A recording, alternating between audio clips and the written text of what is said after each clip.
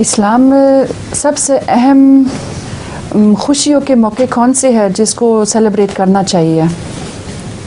دو ہی ہیں بڑے، ایک عید، چھوٹی عید اور ایک بڑی عید۔ چھوٹی عید وہ ہوتی ہے جو رمضان کے بعد آتی ہے، اس کو عید الفطر بھی کہتے ہیں، اور بڑی عید وہ ہے جو قربانیوں کی عید ہے، جو حج کے بعد آتی ہے۔ یہ دو خوشی کے موقع ہیں، ان کو سیلیبریٹ کریں۔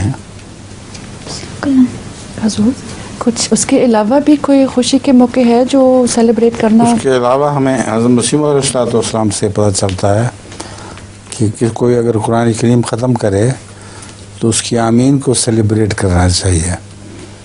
آپ نے بچوں کی آمین پہ نظم بھی لکھی بہت، اور اس کو سیلیبریٹ کر کے دعوت بھی دی تھی۔ یہ تیسرا موقع ایک بن جاتا ہے۔ ایک چھوٹا بچہ سڑک کے پاس کھڑا ہے اور روتا ہے تو کوئی اس سے پوچھتا ہے کہ کیا بات ہے، تم کیوں روتے ہیں؟ تو وہ کہتا ہے کہ کوئی گاڑی نہیں آتی ہے۔ تو وہ پوچھتا ہے کیوں؟ کوئی بات نہیں، گاڑی نہیں آتی ہے۔ وہ کہتا ہے نہیں، میں نے سڑک کراس کرنا ہے، اور اسکول میں انہوں نے ہمیں سکھایا کہ جب گاڑی گزر گئی تو پھر سڑک کراس کرنا چاہیے۔ کیا اور کو کیا رہا؟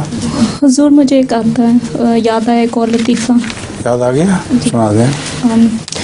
ایک اردو میں سنا دوں یا اردو میں سنا دوں؟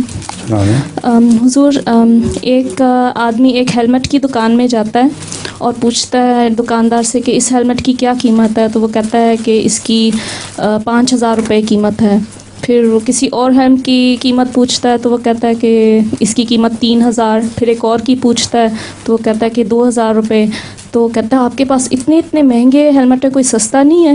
تو وہ کہتا ہے اس کی قیمت 20 روپے ہے، یہ لے لیں۔ تو اس کو وہ شخص کہتا ہے کہ آپ کے پاس اتنا سستا آپ نے کیسے بنا لیا ہیلمٹ؟ زیور؟ نہیں، ہیلمٹ نہیں جو پہنتے سر کے اوپر جب موٹر سائیکل چلاتے ہیں۔ اچھا۔ ان کی قیمت سب کی پہلے پوچھتا ہے تو بہت مہنگے ہوتے ہیں۔ تو کہتا ہے آپ کے پاس کوئی سستا نہیں ہے؟ تو وہ کہتا ہے کہ یہ 20 روپے کا ہے، یہ آپ لے لیں۔